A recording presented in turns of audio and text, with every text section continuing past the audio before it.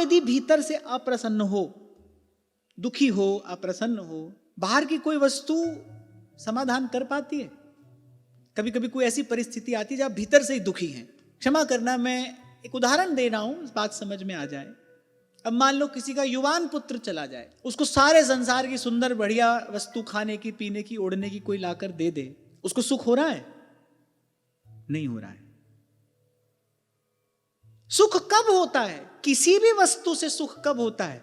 जब भीतर से आपका वो जो आपका आत्म स्वरूप है वो जब अनुकूल होता है, तभी सुख की अनुभूति होती है।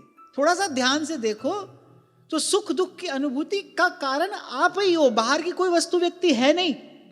इसीलिए श्री प्रहलाद जी ने कहा सबसे बड़ी विडंबना यही है, सबसे बड़े विपर्यय का कारण यही है। व्यक्ति सोचता है कि ये मिले वो मिले, ऐसा हो वैसा हो तो सुखी हो जाऊं। सुख स्वरूप तो वो आप ही है। सबकी गठड़ी लाल, भीखा भूखा कोई नहीं, गांठ खोल देखत नहीं, ताते फिरे कंगाल। गुरु की कृपा से, सत्संग की कृपा से जब आपको अपने भीतर सुखानुभूति होती है, इसी को तो स्वतंत्रता कहते हैं। जब आप किसी पर आश्रित नहीं है, आपको किसी से अपेक्षा नहीं है, आप किसी पर आश्रित नहीं है, इसी को तो कहते हैं स्वतंत्रता। और फ्रीडम क्या होती है? स्वतंत्रता का अर्थ और क्या है? निरपेक्षता ही स्वतंत्रता है।